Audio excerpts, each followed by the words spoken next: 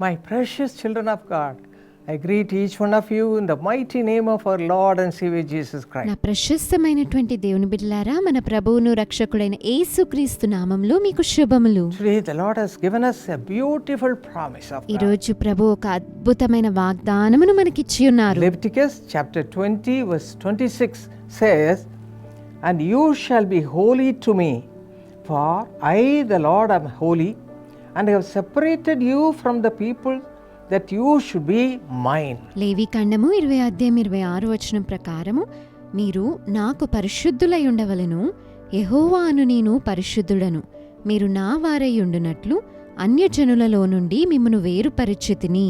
What a beautiful promise is this. ఇది ఎంత అద్భుతమైన వాగ్దాన వచనము కదా. In this world you may be living a sinful ఈ life, లోకములో మీరు పాపపూరితమైన జీవితం జీవిస్తున్నారేమో, possessed with all kinds of sinful activities. పాపపు అలవాట్లతోటి నిండుకొని ఉన్నారేమో. Satan may be all the time guiding you, do this, do that, all wrong things you may be doing.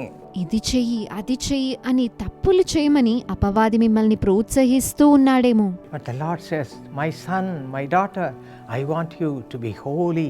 అయితే ప్రభు అంటున్నాడు కదా, నా కుమారుడా నా కుమార్తె నా వలె మీరు పరిశుద్ధులుగా ఉండాలి. How to have this blessed life? ఈ ధన్యకరమైన జీవితాన్ని ఎలా కలిగి ఉంటాము? If you read Ephesians chapter 2 verses 13 and 22, ఎఫెసీ పత్రిక 2:13-22 వచనంలో చదివినట్టయితే, when God transforms us, we become His people. Before that, we have no knowledge about Him. But now, we are no longer strangers or foreigners, but fellow citizens of the household of God, and grow into a holy temple in the Lord. 22 వచనంలో, ఆయనలో మీరు కూడా ఆత్మ మూలముగా దేవునికి నివాస స్థలమయ్యుండుటకు కట్టబడుచున్నారు అని వ్రాయబడినది.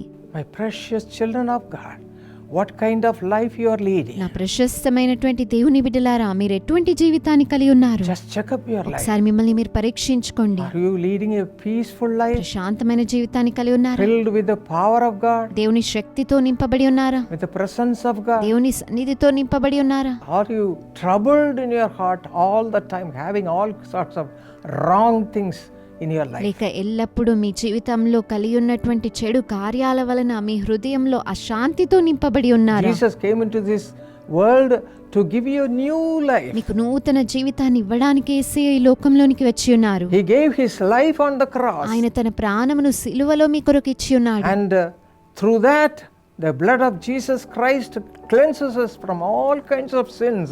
యేసయ్య రక్తము మనల్ని పాపములన్నిటి నుండి కూడా పరిశుద్ధులుగా మార్చగలదు. If you read Acts 9th chapter, a man called Saul became Paul, a great man of God. అపోస్తల కార్యములు 9వ అధ్యాయంలో చూచినట్టయితే, సౌలు అనబడే వ్యక్తి ఒక గొప్ప దైవజనుడైన పౌలుగా Romans మార్చబడ్డాడు. 9:23 we read that he was a vessel of wrath. రోమా 9:23లో అతడు ఉగ్రత పాత్ర అని చదువుతాము. But the Lord in his great mercy made him a vessel of grace. దేవుడు తన మహా కృపను బట్టి అతనిని కరుణా పాత్రగా మార్చి ఉన్నాడు. See all his writings in the Bible. Bible గ్రంథంలోని అతని రచనలన్నిటినీ చూడండి, Read it every day. ప్రతిరోజు చదవండి. What a great life he had after ఆ that. తర్వాత అతను గొప్ప జీవితాన్ని కలిగి ఉన్నాడు. My friends, you can also receive that blessed life right now. నా ప్రియ స్నేహితులారా, మీరు కూడా ఇప్పుడే అటువంటి ధన్యకరమైన జీవితాన్ని If you పొందుకొనగలరు. have not accepted Jesus as your Savior right now, let us surrender before Him.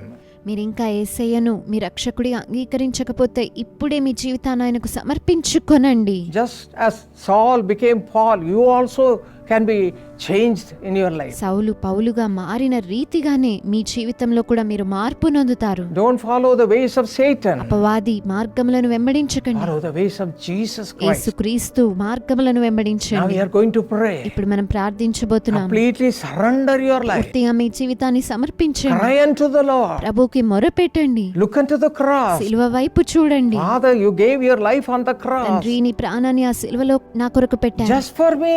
నా కొరకే అయ్యా. Now cleanse me, ఇప్పుడు Lord. నన్ను కడగండి ప్రభు. Cry, my children. మొరపెట్టండి బిడ్లారా, Right now. ఇప్పుడే. The Lord will forgive you. ప్రభు మిమ్మల్ని క్షమిస్తాడు, Give you a new life. నూతన జీవితాన్ని You'll ఇస్తాడు, become a new నేను person. నూతన వ్యక్తిగా Shall మారుతాను. we cry? ప్రభుకు మొరపెడదామా? Father, తండ్రి, see your children. నీ బిడ్డలను దృష్టించండి. Those who are crying to have a new life, నూతన జీవితం కొరకు మొరపెడుతున్న వారిని చూడండి. a clean life, శుద్ధమైన జీవితం, cleansed by the power of God, పరిశుద్ధాత్మ శక్తి చేత కడగబడిన by the blood జీవితం, of Jesus యేసు Christ. రక్తము చేత కడగబడిన Give them జీవితం right now. ఇప్పుడే వారికి ఇవ్వండి అయ్యా. Those who are crying, ఎవరైతే మొరపెడుతున్నారో supply this need, Father. వారికి అవసరత Make తీర్చండి. them your నీ children. బిడ్డలుగా Let మార్చండి. them shine for your నీ glory. మహిమార్థమై వారు In ప్రకాశించుదురు. Jesus' name we Yesu pray. నామములో ప్రార్థిస్తున్నాం. Amen. ఆమేన్.